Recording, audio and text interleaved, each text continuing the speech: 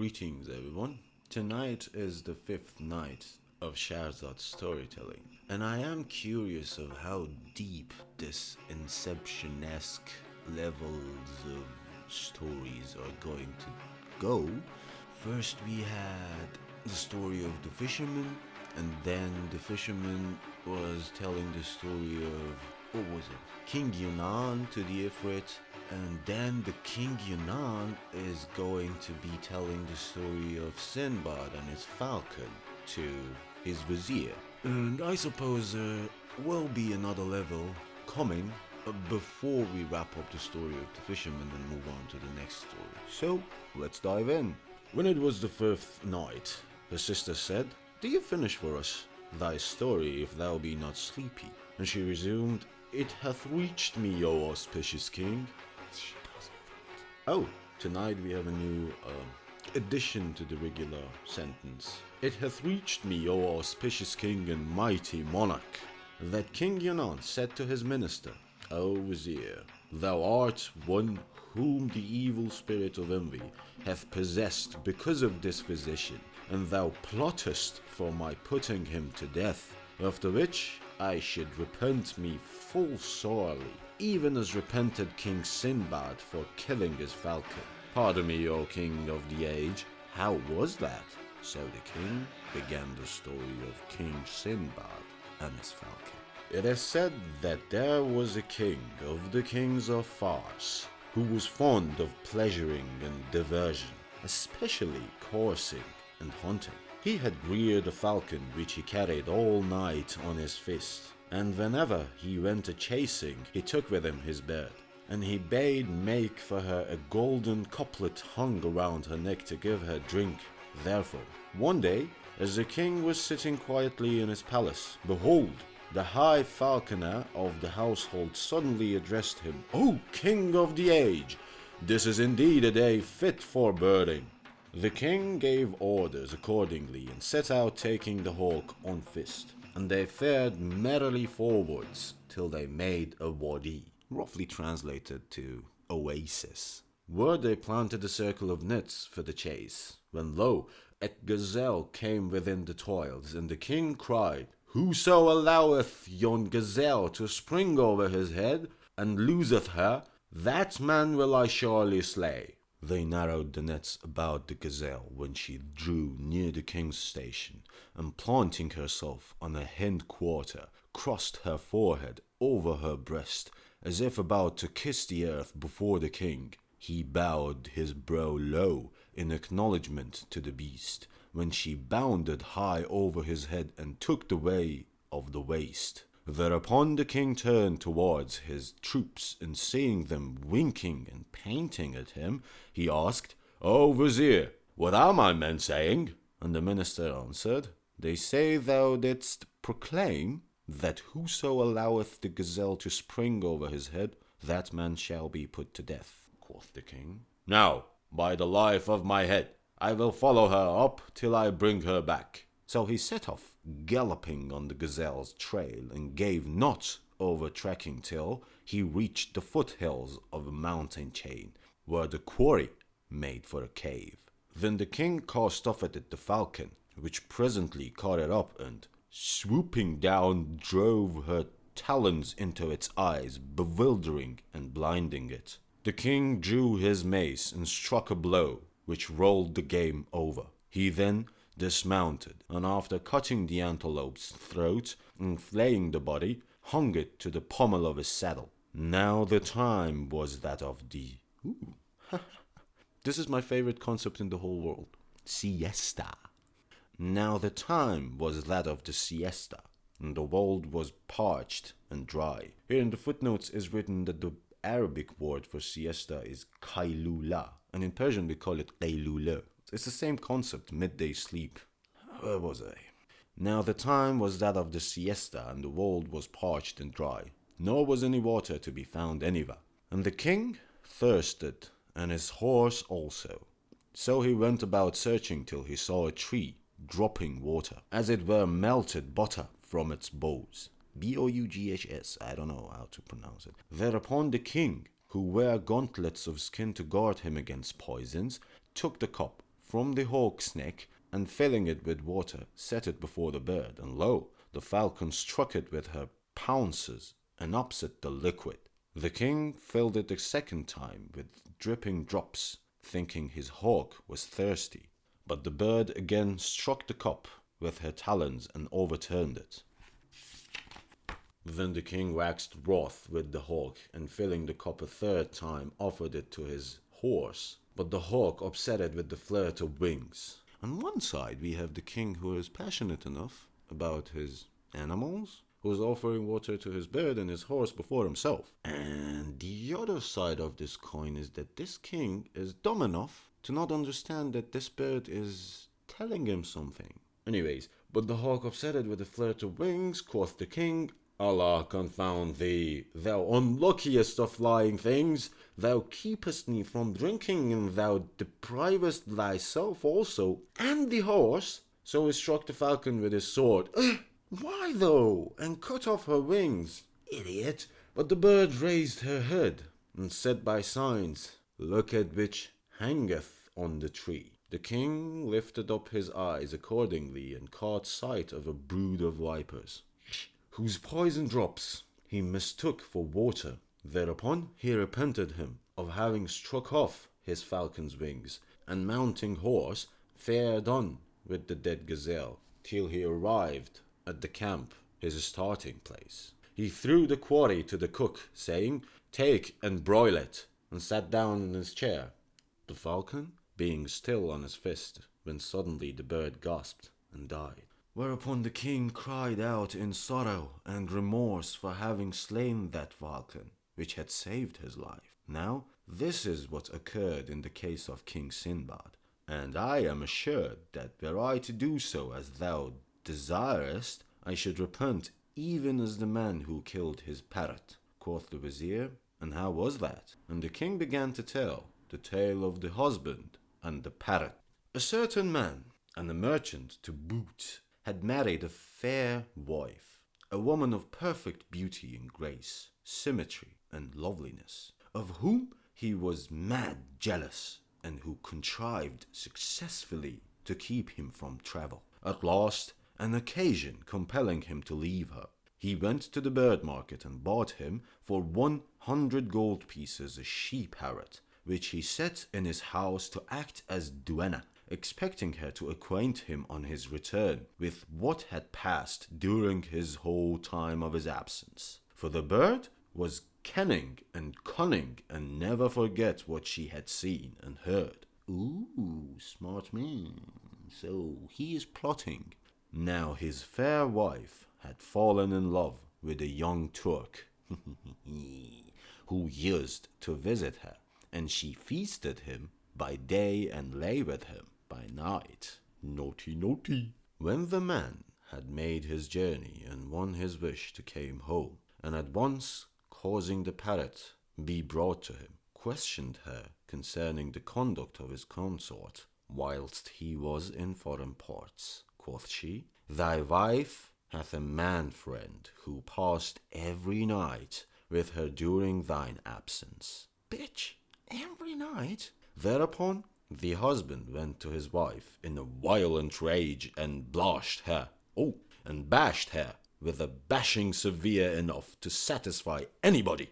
The woman, suspecting that one of the slave girls had been tattling to the master, called them together and questioned them upon their oaths, when all swore that they had kept the secret, but that the parrot had not, adding, And we heard her with our own eyes. Upon this, the woman bade one of the girls to set a hand mill under the cage and grind therewith, a second to sprinkle water through the cage roof, and a third to run about right and left, flashing a mirror, bright steel through the livelong night.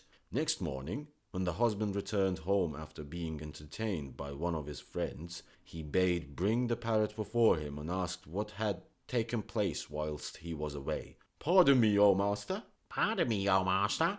This is funny, eh? Quoth the bird. I could neither hear nor see aught by reason of the exceeding murk and the thunder and lightning which lasted throughout the night. As it happened to be the summertide, the master was astounded and cried, "But we are now in the mid-Tammuz," middle of the summer, "and this is not the time for rains and storms." I saw with these eyes what my tongue hath told thee. Upon this, the man, not knowing the case nor smoking the plot, waxed exceeding wroth, and holding that his wife had been wrongously accused, put forth his hand, and pulling the parrot from the cage, dashed her upon the ground with such force that he killed her on the spot. Some days afterwards, one of his slave girls confessed to him the whole truth. Look, I've been reading these stories. Right now we are in the fifth night, and I've been seeing this word, slave, a lot. And I've been reading the Persian version too. And also I know a bit about the background of the Arabic word for it too. And when comparing the words together, I don't think that slave is the best translation for the word that is used and the concept that these stories are talking about. Because from a Western point of view, when you say slave, you think about something cruel and inhumane and a person being owned by another person, having no rights, and especially the black history. But from what I know, as far as I'm concerned, in the context of the Middle East and the ancient Persia, the context that these stories were developed in, when they use words such as bande or ghulam, which are roughly translated into words such as slave, it doesn't represent the same meaning. I'm not a linguist by any means, but it's just a little bit confusing when I'm reading two translations. One is Persian and one is English. Both happened in the 19th century, and both are presenting stories developed in the Middle East, in India and Persia, in the Arab world. And from my connection to these cultures, and also my knowledge of the Western culture in Europe and North America, I think at least we must approach these stories and these words with a grain of salt, or, yeah, that's it, I'm just ranting. Let's move on with the story. Yet would he not believe it till he saw the young Turk, his wife's lover, coming out of her chamber, when he bared his blade and slew him by a blow on the back of the neck. Holy shit. And he did the same by the adulteress, and thus the twain, laden with the mortal sin, went straightways to eternal fire, judge and executioner. Then the merchant knew that the parrot had told him the truth anent all she had seen, and he mourned grievously for her loss, when mourning availed him not. The minister, hearing the words of King Yunan, rejoined, "O monarch, high in dignity, and what harm have I done him, or what evil have I seen from him that I should compass his death? I would not do this thing, save to serve thee, and soon shalt thou sight that it is right. And if thou accept my advice, thou shalt be saved. Otherwise, thou shalt be destroyed, even as a certain vizier who acted treacherously by the young prince." And the king asked, "How was that?" So the minister thus began, the tale of the prince and the ogress. Okay, so we had the fisherman and the ifrit. Then we had the vizier of the King Yunan and Sage Duban. Then King Yunan told the story of Sindibad.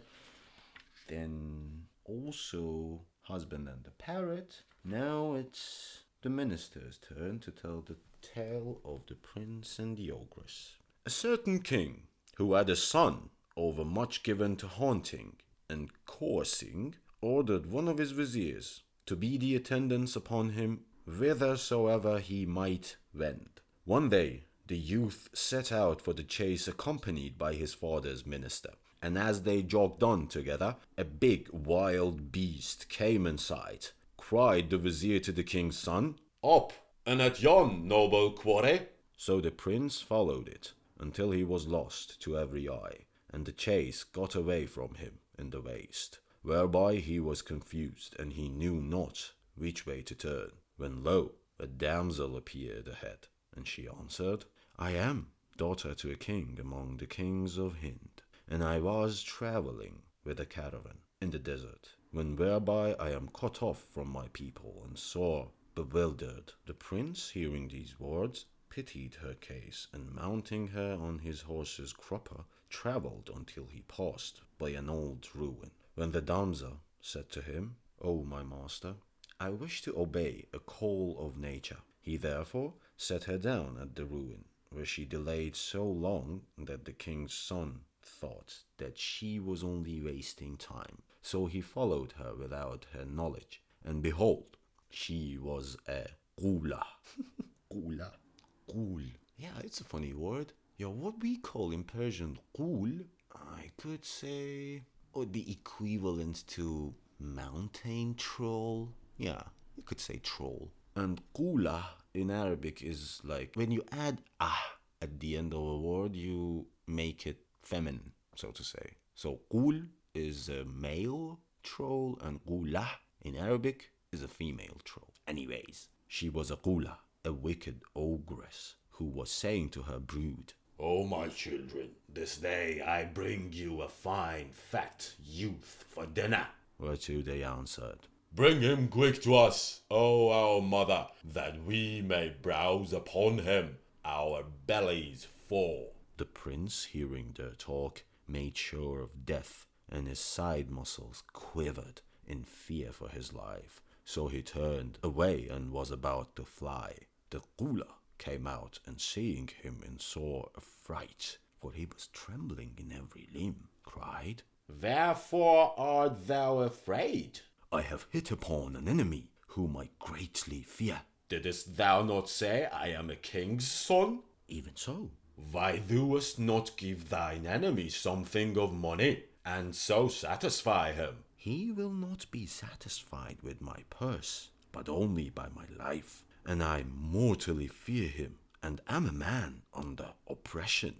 If thou be so distressed as thou deemest, ask aid against him from God, who will surely protect thee from his ill doing, and from the evil whereof thou art afraid. O thou who answerest the necessitous when he calleth upon thee, and dispellest his distress, O my God, grant me victory over my foe, and turn him from me, for thou over all things art almighty. The gula, hearing his prayer, turned away from him, and the prince returned to his father, and told him the tale of the vizier, whereupon the king summoned the minister to his presence, and then he slew him. Why? Why you slew the minister? Holy shit. It was mountain trolls and praying and killing the minister suddenly.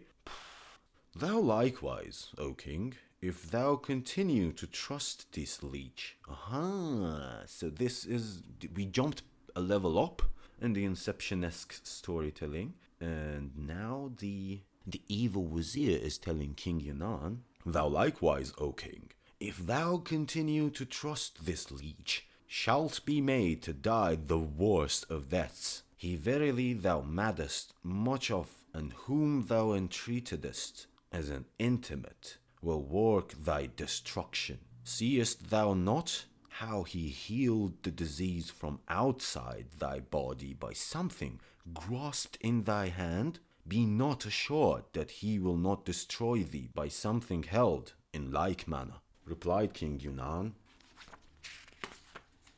Thou hast spoken sooth, O vizier. It may well be as thou hintest, O my well-advising minister.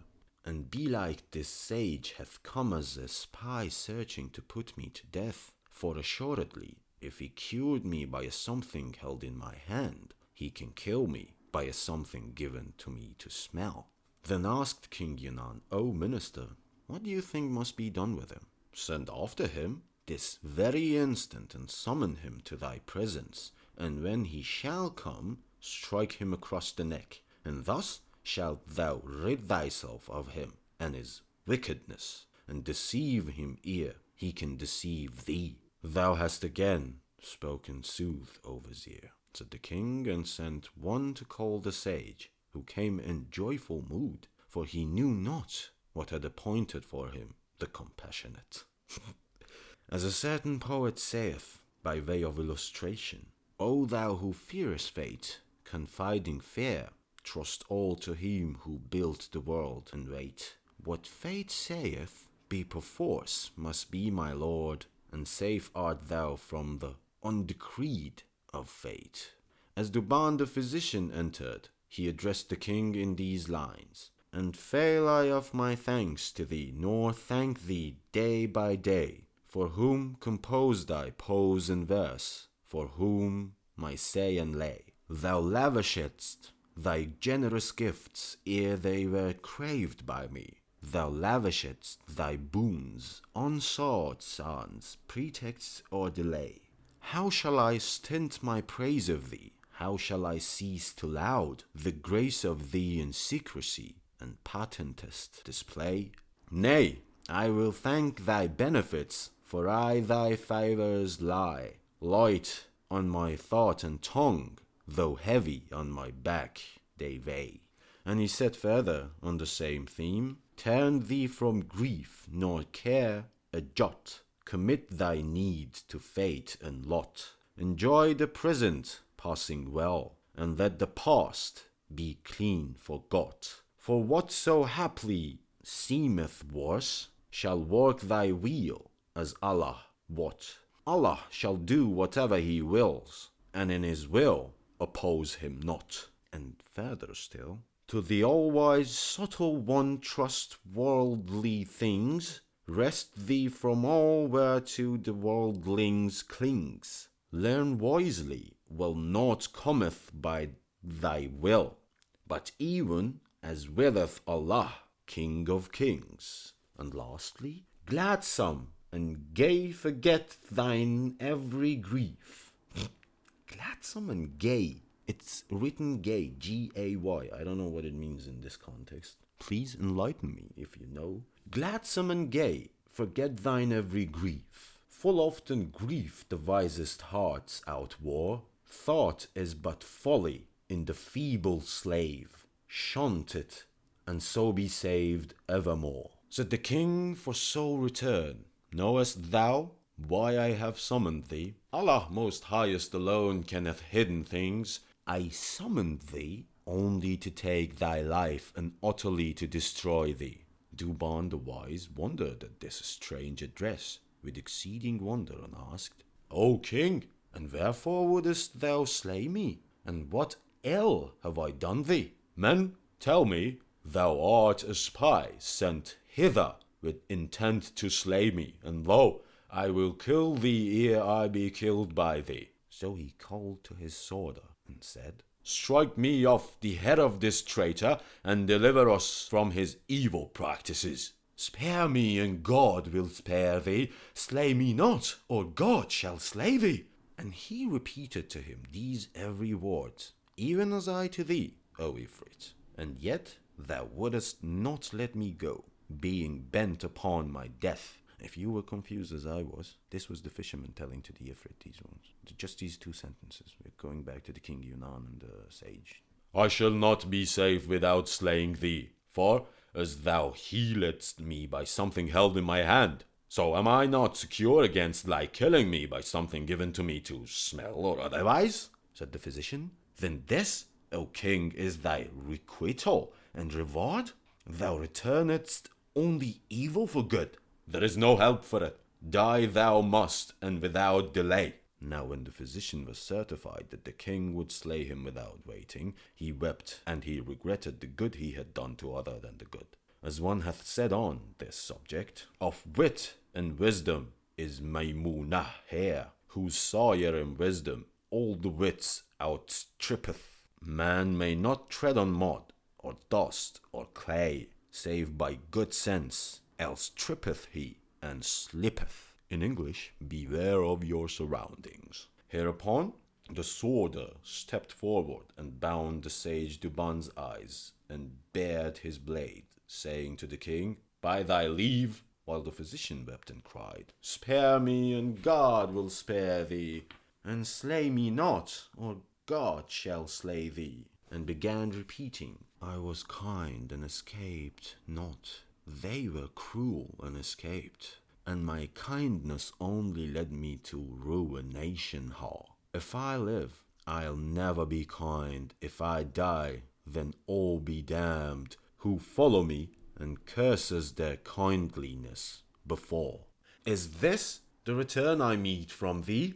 Thou givest me, meseems, but crocodile boon. Quoth the king, what is the tale of the crocodile? And quoth the physician, impossible for me to tell it. In this my state, Allah upon thee spare me, as thou hopest Allah shall spare thee. Then one of the king's favorites stood up and said, O king, grant me the blood of this physician. We have never seen him sin against thee, or doing aught save healing thee from a disease which baffled every leech and man of science. Said the king, ye wot not the cause of my putting to death this physician, and this is it. If I spare him, I doom myself to certain death, for one who healed me of such a malady by something held in my hand surely can slay me by something held in my nose, and I fear lest he kill me for a price, since happily he is some spy whose sole purpose is coming hither was to compass my destruction.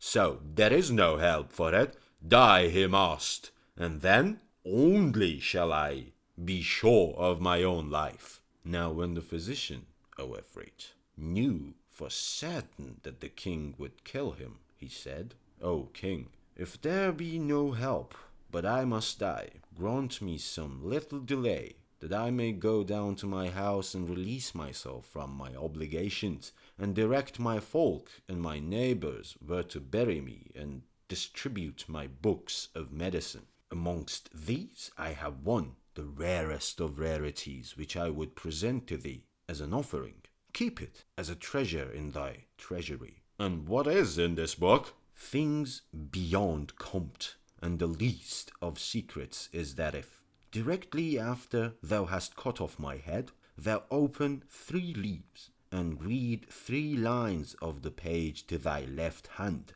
and my head shall speak and answer every question thou deignest ask of it. The king wondered with exceeding wonder, and shaking with delight at the novelty, said, O physician, doest thou really tell me that when I cut off thy head it will speak to me? Yes, O my king, this is indeed a strange matter. And the king forthwith sent him closely guarded to his house, and Duban then and there settled all his obligations. Next day he went up to the king's audience hall, where emirs and viziers, chamberlains and nobles, grandees and lords of estate were gathered together, making the presence chamber gay as a garden of flower beads. What the hell? Again gay? Oh my god, please someone tell me the meaning of the word gay. I don't understand. And lo, the physician came up and stood before the king, bearing a worn old volume and a little etui of metal full of powder, like that used for the eyes. What is used for the eyes? Footnote number 1. Ooh, interesting. So we have something called sorme, and sorme is something like an eyeliner. We still use the word to refer to eye makeup, sort of, like Jack Sparrow. Anyways, Sage Duban brought with himself something like an makeup etui with a special powder in it. Then he sat down and said, give me a tray. So they brought him one, and he poured the powder upon it, and levelled it, and lastly spake as follows. O king, take this book, but do not open it till my head falls. Then set it upon this tray, and bid press it down upon the powder. When forthright the blood will cease flowing. Put the head on the tray that has the powder and stuff, just to be clear. That is the time to open the book. The king thereupon shook the book, and made a sign to the sworder, who arose and struck off the physician's head. Holy fuck! And placing it on the middle of the tray, pressed it down upon the powder. The blood stopped flowing, and the sage Duban enclosed his eyes and said, now open the book, O king. The king opened the book and found the leaves stuck together. So he put his finger to his mouth, and by moistening it, he easily turned over the first leaf, and in like way the second, and the third, each leaf opening with much trouble. And when he had unstuck 6 leaves, he looked over them, and finding nothing written thereon, said, "Oi, physician, there is no writing here. Turn over yet more." And he turned over 3 others in the same way. Now the book was poisoned, and before long the venom penetrated his system, and he fell into strong convulsions, and he cried out, "The poison hath done its work," whereupon the sage Dubon's head began to improvise. So imagine an audience hall of a king, and everybody is sitting around, and there's a head cut off. The king is dead. The cut off head is on a tray and is freestyling. Holy shit, this is amazing. Let me see if I can rap these verses. There be rulers who have ruled with a foul tyrannic sway, but they soon became as though they had never be. Just as they had won justice, they oppressed and were oppressed by fortune, who required them with ban and bane and tea. So they faded like the morn, and the tongue of things repeats, "Take this for that, nor vent upon fortune's ways thy spleen." Excuse my being funky. Now, in all seriousness, let's continue the story. No sooner had the head ceased speaking than the kings rolled over dead. Now, I would have thee know, O Ifrit, that if King Yunan had spared the sage Duban, Allah would have spared him.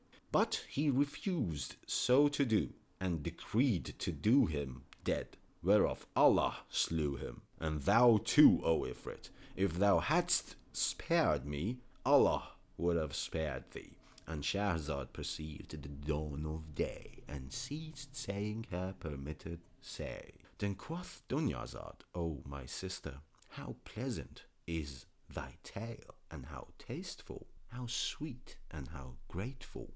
She replied, "And where is this, compared with what I could tell thee this coming night, if I live, and the king spare me?" Wink, wink. Said the king to himself, "Oh my God, I will not slay her until I hear the rest of her story, for truly it is wondrous." They rested that night in mutual embrace until dawn. Then the king went forth to his darbar. The viziers and troops came in, and the audience hall was crowded. So the king gave orders, and judged, and appointed, and deposed, and bade, and forbade for the rest of the day. When the court broke up, and the king Shahryar entered his palace, we will be continuing this in the next episode, which will follow the stories of the 6th night. Sleep tight. Adios.